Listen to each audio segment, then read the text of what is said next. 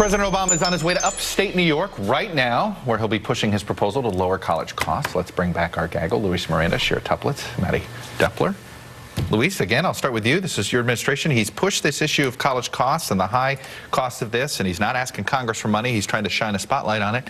But it seems that you know, he is right to point out this problem.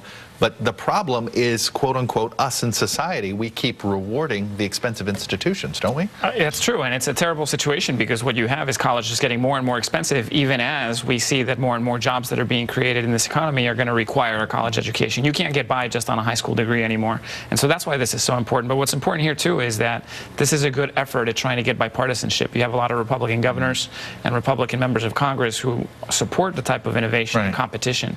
This is where he has a good effort on this. Maddie, though, but this is weird, you know, Freakonomics, we've just had all these, you know, different pop culture books, but Freakonomics, one of the most popular one, notes that, you know, why is it that when you know, colleges have gotten away with this issue, they keep raising their price, and the higher their price, the more applications they get. Well, you know, and listen, so it screws up the market. Yeah, but listen to what, excuse me, what President Obama is going to be saying. He's going to be talking about making lending easier for students, and college and universities see that as free money, and so do students. This is going to, of course, flush the system. And I would agree with what Lewis said about how you can't get by in a high school education anymore. Between the discussion on student loans and immigration, we're missing the middle class, tradesmen, that kind of thing. We're focusing too much on college. This issue of free money, I mean, I'm sorry, like the universities need to take some accountability at how high the cost is. Absolutely, and I actually see this as a pretty political move on the president's part. You know, what isn't, because obviously he was very popular with this crowd during both of his re-election campaigns. It's some of this crowd that's not happy with him about NSA. Shameless plug, Shira, you get to go first. I'm going to shameless plug recess, which gets a bad rap because Congress leaves now, but it's actually a beautiful time of year. Oh, Maddie,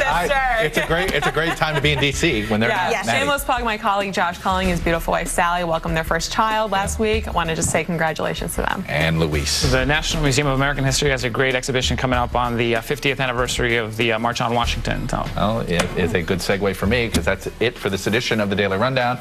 We got a special show tomorrow. Former NAACP President Kwesi Mfume, Congresswoman Eleanor Holmes Norton, and many more will be here as part of MSNBC's special coverage of the 50th anniversary of the March on Washington. And don't miss a special edition of Rachel Maddow tonight.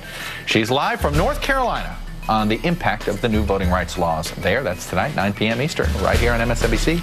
Coming up next, it's Chris Jansing. I'll see you tomorrow.